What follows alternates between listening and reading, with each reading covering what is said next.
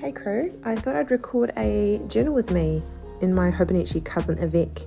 I always start with the monthly just to see what's going on, and I backfill with any updated appointments I might have.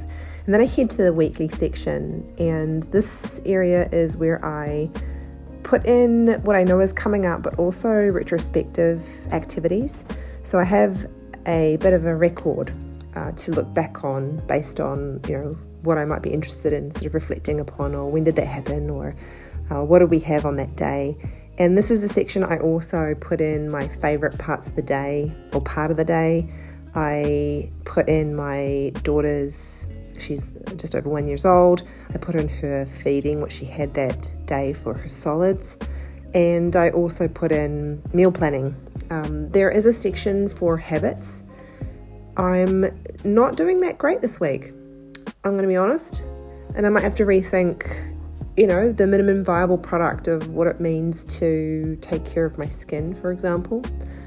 And I try to just work with pen and the Tombow markers I have, and then some stickers, and I really like the Coffee Monsters stickers. I don't know why, I know they're quite cutesy and whimsical, but they kind of give a little bit of fun to my planner, and kind of makes me smile. So that's what you want for in a daily planner or journal that you work with.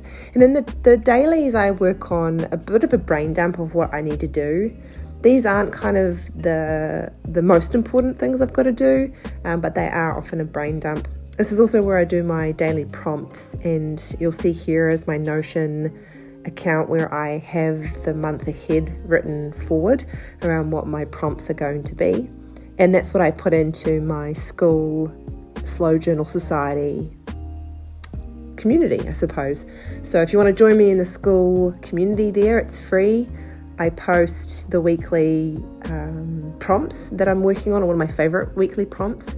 I do a daily prompt myself, and if you're really interested in seeing what I use or what those prompts are, I can certainly give you the information. But this prompt was really interesting. You see me looking up matriarch on my iPad, and that's in response to reflecting upon today's prompt, which is, what role do I play in the lives of others? And initially I thought it was about the hats I wear. So, I'm a mum, I'm a partner, I'm a lover, I'm a friend, I'm a child, sister, cousin, daughter, etc. But what I felt like the question was asking me upon reflection was, what is the one role I play? And it made me think of a conversation I had with one of my friends during a kind of friend gathering where we had about 14 people there.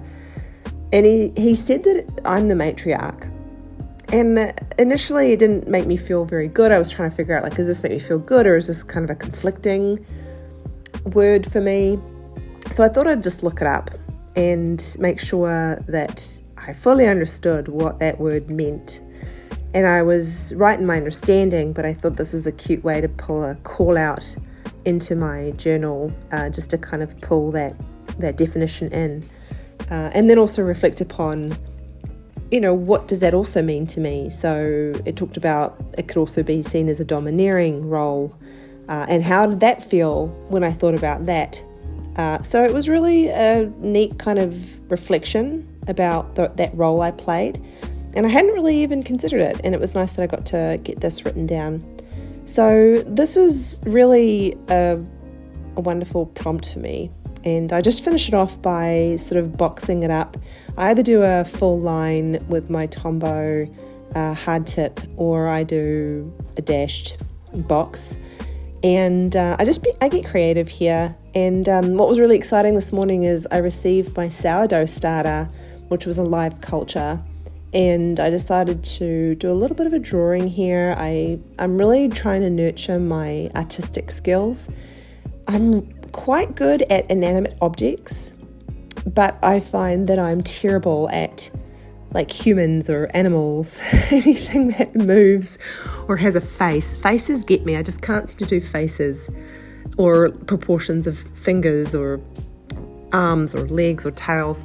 So I'm just going to own my skills with inanimate objects and slowly start to build my skill set in the area of animate animate objects.